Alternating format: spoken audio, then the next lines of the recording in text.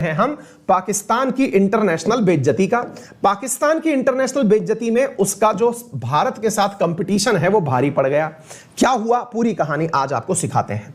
पाकिस्तान के प्रधानमंत्री ने रद्द किया यूके का दौरा। आज का हमारा सवाल यही है और यह सवाल जानना बहुत जरूरी है क्योंकि इंडिया और इंडिया के नेबरहुड के रिलेशन बहुत जरूरी हैं। हो सकता है कि आज की तारीख है 24 है ना, तो कल 25 तारीख तक हम आपको एक न्यूज और करा देंगे, या हो सकता है इवनिंग तक ही हम आपको कोई शॉर्ट्स में ये न्यूज दे दें कि पाकिस्तान ग्रे लिस्ट में रहा या फिर व्हाइट लिस्ट में चला गया, क्योंकि आज कल में ही ये सूचना आने वाली है। 21 से लेकर 25 के बीच में सूचना आने वाली है। FATF की मीटिंग चल रही है, किसी भी समय परिणाम की घोषणा हो सकती है। पाकिस्तान फेल हुए कि पास हो गए। इसी दौर में FATF की तो मीटिंग पेरिस में चल रही है, लेकिन इस बीच में एक घटना बहुत इंपॉर्टेंट हुई और वो घटना क्या थी कि भाई पाकिस्तान के प्रधानमंत्री जो हैं वो यूके की यात्रा पर, यानी यूनाइटेड किंगडम की यात्रा पर बोरिस जॉनसन से मिलने जाने वाले थे। अब यह घटना कैसे घटित हुई, आइए हम आपको बताते हैं। तो साथियों, इमरान खान ने हाल ही में अपनी यात्रा कैंसिल कर दी, पोस्टपोन कर दी, और क्या कहते हुए कहा कि हम भी चाहते हैं कि इंडिया जैसा पैक्ट हमारे साथ शेयर किया जाए, हमारे साथ केवल हाथ मिलाकर क्रिकेट खेलकर हमको ना भेज दिया जाए। क्या है इस पूरे घटना के पीछे की कहानी, इन्हें तो आप जानते ही होंगे। द झबरे बालों वाले बोरिस जॉनसन, यूके के प्रधानमंत्री जो रहते हैं 10 डाउनिंग स्ट्रीट यूके में। आप जिन्हें देख रहे हैं साथियों, इनके साथ में वार्ता हुई इमरान खान की 7 जून को। बोरिस जॉनसन ने इमरान खान को 7 जून को फोन किया और इनवाइट किया कि भैया आओ। पहले तो पूरे टाइम ही यूके में पड़े रहा करते थे, लंदन ही आपका सेकंड होम था, लेकिन आजकल जब से प्रधानमंत्री बने हो और हम यूके के मतलब वो बने हैं, बोरिस जॉनसन प्रधानमंत्री बने हैं, तुम आए जाए नहीं रहे हो, थोड़ा आओ यार। पहले तो इनका हाल ये था, मतलब ये जितने भी पाकिस्तान के प्रधानमंत्री हैं, इनका सेकंड होम है लंदन, मतलब इन सबके घर हैं वहां पे, ओरिजिनल घर खरीद रखा है, प्रॉपर्टी वगैरह ये सब यहां से रिटायर्ड होने के बाद वहीं शिफ्ट होते हैं, इतना कमाते हैं। तो ऐसी स्थिति में इनको कहा कि यार आओ, थोड़ा सेल्फी वेल्फी का लाभ लो और आकर के चले आओ हमारे पास। तो इनने कहा कि ठीक है हम आ रहे हैं। तो इनको जब कहा गया और बोले आकर के बढ़िया सी मीटिंग करेंगे, तो इमरान खान जो है ये बोरिस जॉनसन से मिलने के लिए जाने के लिए तैयार हुए। अचानक इनको जो है किसी विभाग के कर्मचारी ने समझा दिया कि अरे सर जा तो रहे ही हो, साथ ही साथ में वहां जाकर के उनसे बात करना। तो भाई बोरिस जॉनसन ने पहले ही कह दिया कि हाँ भाई आ जाओ, कोई दिक्कत नहीं है, तुम आओगे तो हम तुम्हारे साथ फ्रेंडली मैच खिलवा देंगे, वैसे भी तुम क्रिकेटर आदमी हो, लंबी लंबी मारते हो, तो ऐसी स्थिति में तुम्हारे साथ में एक फ्रेंडली मैच करवा देंगे। इंग्लैंड और पाकिस्तान का क्या ही दिक्कत है, चले आओ और बढ़िया से अपनी टीम वीम साथ ले आओ, क्योंकि तुम तो क्रिकेटर आदमी हो, चले आओ। तो फिर भाई इनको किसी ने समझा दिया इमरान खान को कि सर ऐसा नहीं करना है, मतलब आप यहां पर जाना नहीं, क्योंकि आपको जाने से पहले, यहां पर जाने से पहले अपनी कुछ मांगे मनवा लेनी है। बोले बताओ क्या मांगे मनवानी है। बोले बोरिस जॉनसन से कहो कि ये बिल्कुल जो भारत के साथ में टाई अप किए थे ना अभी थोड़े दिन पहले, वो वाला टाई अप आपके साथ भी करें। बोले क्या बात कर रहे हो। बोले हाँ सर, इंडिया के साथ ये लोग टाई अप किए हैं। तो बोले कौन सा टाई अप किए हैं, वो तो मैं आपको आगे बताऊंगा। इंडिया के साथ हाल ही में बोरिस जॉनसन ने कुछ व्यापारिक वार्ताएं की हैं, वो भी मैं आपको पढ़ाऊंगा। मैंने लास्ट मंथ भी पढ़ाई है, अभी भी पढ़ाऊंगा। लेकिन लास्ट मंथ हुई वार्ता को इन्होंने, यानी इमरान खान ने बोरिस जॉनसन से कहा हमें भी यही सब चीजें चाहिए जो आपने इंडिया को प्रॉमिस की हैं।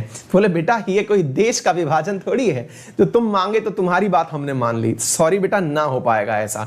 तो नहीं हो पाएगा ऐसा। तो इमरान खान ने भी बिल्कुल वैसे ही जैसे उनको लगता था विभाजन के समय की नेतागिरी, इनने कहा सॉरी सर हम भी नहीं आ पा रहे हैं, अभी कुछ स्थिति हमारे यहाँ की पॉलिटिकल सिचुएशन खराब है और जो हमारी इंटरनल सिक्योरिटी है उस पर थोड़ा सा थ्रेट है, इस कारण से हम अभी यूके की यात्रा स्थगित कर रहे हैं। टेक्निकली तो हमें आना था अभी, लेकिन हम नहीं आ पाएंगे। तो अब आपके दिमाग में सवाल बनेगा कि भाई बोरिस जॉनसन और भारत के बीच में ऐसी कौन सी साझेदारी अभी हुई है। तो मैं आपको बता दूं कि बोरिस जॉनसन और प्रधानमंत्री के बीच में एक 10 साल का रोड मैप तैयार किया गया है और उस 10 साल के रोड मैप में कुछ मुख्य बिंदु निर्धारित किए गए हैं कि हम 2030 तक कहां होंगे, इसके लिए एक रोड मैप तय किया गया है। आपको जान लेना चाहिए कि ब्रिटेन का भारत 15वां सबसे बड़ा व्यापारिक भागीदार है और अगर हम व्यापार की बात करें तो आपको जानकर के आश्चर्य होगा कि भारत ब्रिटेन में निर्यात ज्यादा करता है। 18.3 बिलियन पाउंड का हम लोग एक्सपोर्ट करते हैं और यहां से हम 11.7 बिलियन पाउंड का ही सामान जो है इंपोर्ट करते हैं। अर्थात हमें व्यापारिक लाभ होता है, मतलब यह है कि हमें यहां से फायदा होता है व्यापार करने पर। भारत और ब्रिटेन का जो व्यापार है, इसके बीच में इन दोनों की वार्ताएं बहुत महत्वपूर्ण रही हैं और आपको जान लेना चाहिए कि भारत ने इनके साथ में 10 साल का एक रोड मैप लास्ट मंथ ही साइन किया था। किसके साथ साइन किया था? यूके के साथ में। और उस रोड मैप में कुछ महत्वपूर्ण बातें कही गई थी और वो बातें क्या थी?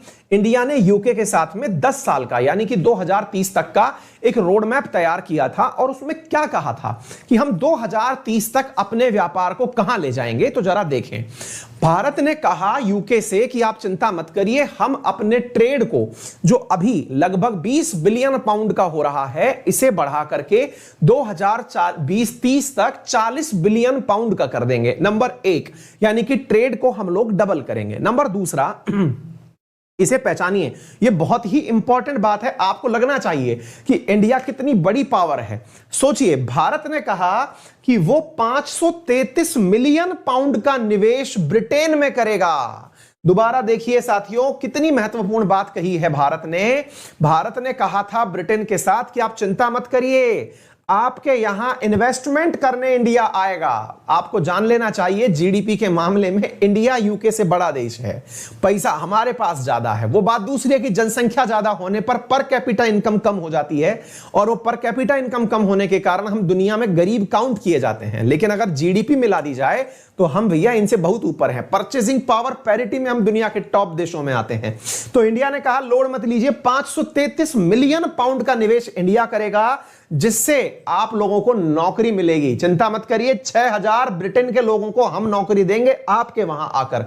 आप पूछेंगे सर क्या वाकई में ऐसा होता है? अरे हम बता दें आपको यार, अपने हिंदुजा ब्रदर्स भैया पूरा समझिए ब्रिटेन के नंबर 1 पैसे वाले हैं। जैसे इंडिया में अंबानी जिस समय पैसे वाले माने जाते हैं, ऐसे हिंदुजा ब्रदर्स जो हैं वो ब्रिटेन के नंबर 1 पैसे वाले हैं। ऐसे ही दुनिया में कभी नंबर 1 पर रहे लक्ष्मी विलास मित्तल जो हैं, जिनका नाम आर्सेनल मित्तल के लिए जाना जाता है, आयरन किंग जिन्हें कहा जाता है, वो भी ब्रिटेन के ही अंदर रहते हैं और वहीं पर सबसे बड़े इन्वेस्टमेंट करते हैं।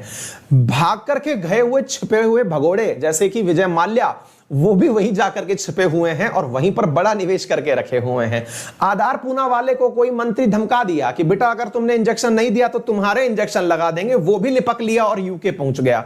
अर्थात हमारे बहुत सारे मिलेनियर और बिलियनियर लोग जो हैं वो यूके में रहते हैं और वहां बढ़िया इन्वेस्टमेंट करते हैं। तो इंडिया ने कुछ नया काम नहीं किया है, कहा है लोड मत लीजिए, तुम्हारे यहां भी पैसा लगवा देंगे, क्योंकि हम ऐसी परिस्थितियां बनाएंगे कि लोग आएंगे तुम्हारे पास, समझे।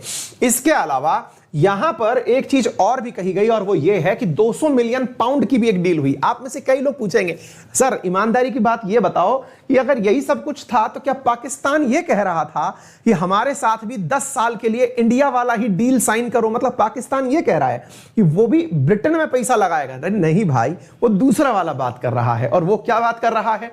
इसमें यह है कि 200 मिलियन डील की, जैसे इंडिया के साथ आप लोग डील किए हैं, ऐसे ही जैसे कि व्यापार को डबल करने का आप लोग वादा किए हैं, ऐसे ही व्यापार हमारे साथ भी डबल करो, हमारा भी बासमती चावल खरीदो, हमारे भी गधे परचेज करो। मतलब समझ में आ रहा है? तो 200 मिलियन पाउंड की भी एक डील इनके साथ साइन हुई। कार्बन उत्सर्जन कम करने के लिए भी मदद करेगा ब्रिटेन टेक्नोलॉजी के मामले में भारत की, और 3000 भारतीय युवाओं को ब्रिटेन में अपने यहां रोजगार देगा। यानी भारतीय कंपनियां 6000 रोजगार वहां पैदा करेंगी, उनमें से 3000 जो हैं वो भारतीय लोगों को वहां नौकरी दी जाएगी। एक प्रकार से समझिए इंडिया ने बहुत तगड़ा काम किया है रोजगार के मामले में। काम ऐसा कर दिया कि वहां इन्वेस्टमेंट होगा, बढ़िया बढ़िया पाउंड कमाकर इंडिया में पैसा आएगा, that is known as remittances. यानी कि एक बार वहां बढ़िया सी दुकान लगा दी, पैसा कमा के इंडिया भेजो, नॉन एज रेमिटांसेस। वैसे भी वर्ल्ड के अंदर नंबर 1 रेमिटांसेस प्राप्त करने वाला इंडिया ही देश बना है। एफडीआई में 5वें नंबर का, रेमिटांसेस में नंबर 1 का, यानी विदेशी संप्रेषित धन को प्राप्त करने करने में हम नंबर 1 रह चुके हैं।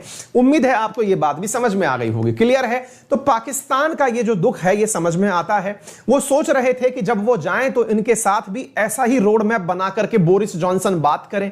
बोरिस जॉनसन ने कहा देखो यार, तुमको मनोरंजन के लिए बुला रहे हैं और तुम जो पैसे लिखे की बात कर रहे हो ना पाएगा भाई। तो बोले नहीं हो पाएगा सर, हम भी नहीं आ रहे हैं। तो बिल्कुल भैया वो बिल्कुल नाराज हो गए हैं। कौन? पाकिस्तान वाले। अभी नहीं आएंगे हम। तो ऐसी स्थिति क्यों बनी? उम्मीद है आपको समझ में आ गया होगा।